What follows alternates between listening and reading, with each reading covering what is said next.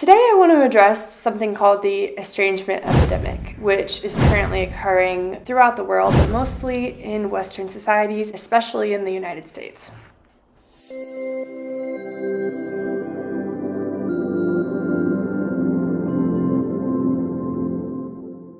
Hi, I'm Maddie and welcome back to the Anti-Alienation Project. If you're not familiar with me or my story, I was alienated from my dad for 20 years and I figured everything out last year. So here in my project I talk about parental alienation, which is very different from estrangement, and I want to make that clear right off the bat. And the main difference between parental alienation and estrangement, when you break it down into its simplest form, is that estrangement is warranted. Parental alienation is not. Estrangement has justification behind it that makes sense. Alienation is when one parent manipulates their child to reject their other loving parent, to hate and fear their other loving parent without true justification. This is a form of brainwashing, mind control, manipulation, abuse. So I do think I have a unique perspective because I've been through parental alienation starting at the age of 9 for 20 years. And I've also been through estrangement. And maybe the weirdest part about all of this is that when I was going through parental alienation, I thought I was estranged. So that's kind of why I'm interested in making this video, because everybody is talking about now this estrangement epidemic that's happening mostly in the United States, but also a lot of Western countries. And I think a good proportion of these kids who think they're estranged may actually be alienated. Apparently, there are more than 65 million Americans who are estranged from a family member. And the big number that all of the articles I keep seeing online mentions that 1 out of 4 people over the age of 18 report a current estrangement from a parent. I've seen a lot by Dr. Joshua Coleman, who studies estrangement. In his view, he argues that people are engaging in estrangement more often and too quickly. According to different researchers, there are different reasons why this estrangement epidemic has taken hold. Some will say that it comes down to higher rates of individualism. Individualism being defined as preoccupation with the growth of identity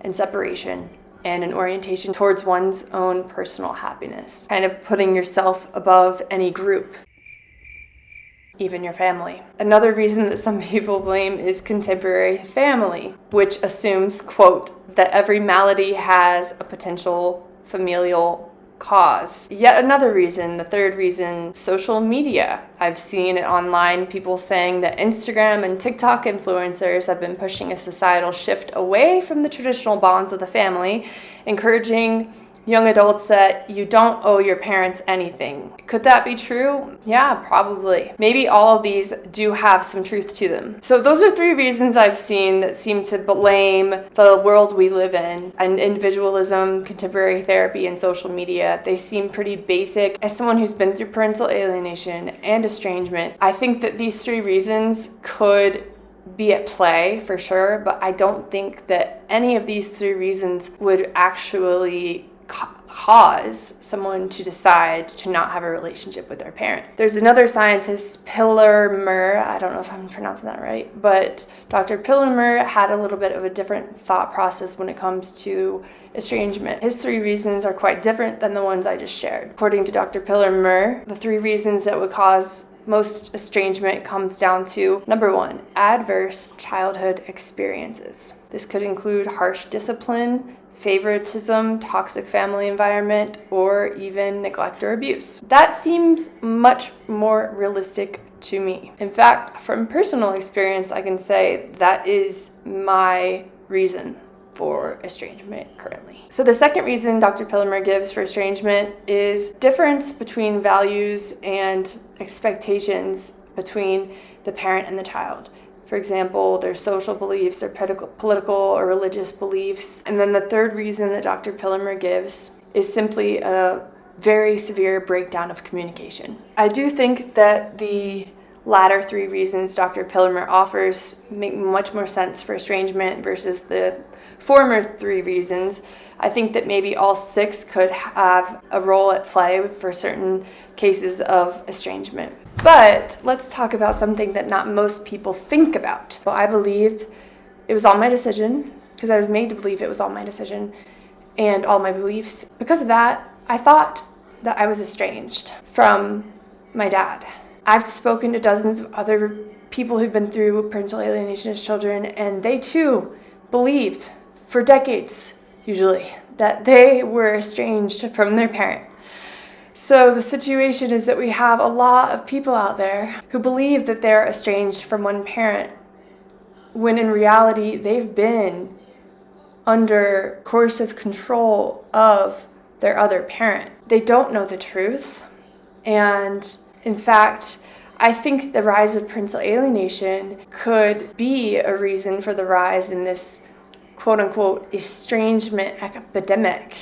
The rise of personality disorders. I mean, we know that 95% of alienators have personality disorders. So the rise of personality disorders and narcissism in our culture also increases the rise of parental alienation. Something interesting that I read in one of these studies was that divorce is the #1 cause of estrangement. And divorce, as we know, is often when parental alienation occurs. So these people who are self-reporting, if they're parents or if they're young adults, the parents might actually be alienated and they're just calling it estrangement because they don't know the term parental alienation. And then on the flip side, there are some parents out there who believe they're going through parental alienation and they're actually just estranged. Their kids have legitimate reasons to be estranged. Then with the children, there are some children out there who are under the mind control of their parent. So it's all convoluted, this data. I don't really want to go into the numbers because I don't even think the numbers are right. But what I can speak about personally is the difference between parental alienation and estrangement. And maybe this could help some people. All right, going through parental alienation and going through estrangement are two very distinct and very dissimilar processes. Going through parental alienation was not a healing process. My issues never went away. I always had that internal pain and it never got better. The decision I made to not have a close relationship with him and to essentially write him off, it only led to more and more pain as the years went on. Now, the estrangement, the beginning now with my mom, as time goes by, that pain is still there, but it's growing smaller and less intense with time. I'm getting mentally and physically healthier with time. Although that pain is still there and I wish I could have a relationship with her, I know it's best for me and it is a healing experience. Another aspect. With the parental alienation, it was very black or white thinking. As a child, I was made to believe my dad was evil. There was no redemption. There could be no redemption. This is all coming from my mom, by the way. In my head, after the alienation, I couldn't really see any redeeming qualities in my dad. With estrangement, even with the degree of things my mom has done, I can still see that she is a nuanced person. It hasn't been a black and white thought process. In fact, it's been very, very gray.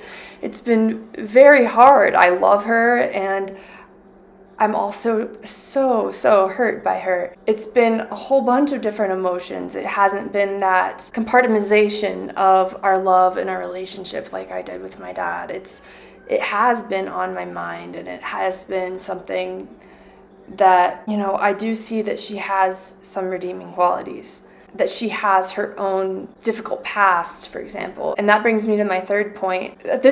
Might be hard for targeted parents to hear. When I was alienated, I didn't feel any guilt or remorse, at least not on a conscious level, because I thought I was standing up to injustice by not going with my dad, given the character that I was made to believe that he was.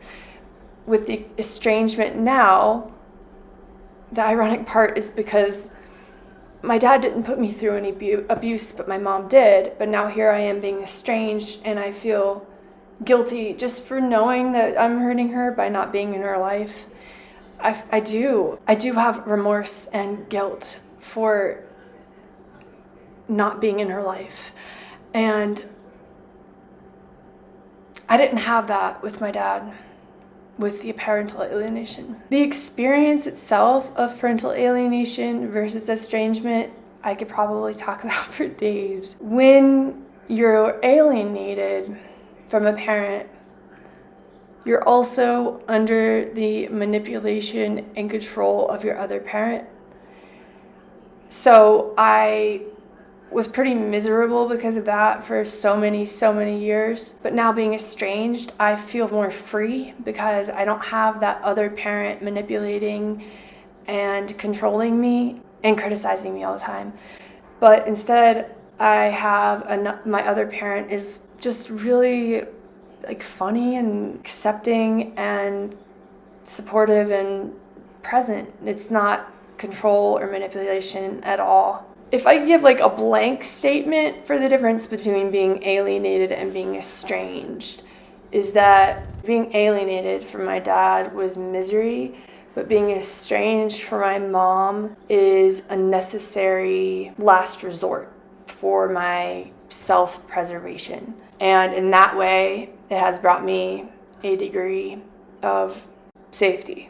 Things that might be similar between parental alienation and estrangement, in my experience. The reactions of friends and family and society. Because I was the only kid alienated, I got a lot of flack from my siblings and other family members about not going with my dad and not having a relationship with my dad. And now being estranged, I'm still getting flack from certain people in my family about why I am not having a relationship with my mom. Both come with a whole lot of opinions from a whole lot of other people, and that's frustrating. But beyond that, I really don't see many similarities between the two. I could do another video on how to know if you're actually estranged or if you are going through parental alienation. So leave in the comments if you think that you would like to hear a video about that. I hope that this helps some people get a little bit of insight about the differences between parental alienation and actually estrangement. They're very different things that have very different outcomes. I hope you guys enjoyed the video. Please give it a thumbs up to get it in the algorithm and help people learn what parental alienation is. If you're not already subscribed to my channel, please be sure to subscribe. And you'll see this little bell. Make sure that bell is clicked and on, because if you don't have that bell on, YouTube won't notify you about my new videos that I post. So make sure your bell is on so you get the notifications when I post new videos. I'll talk to you next time. Thanks for listening. Bye.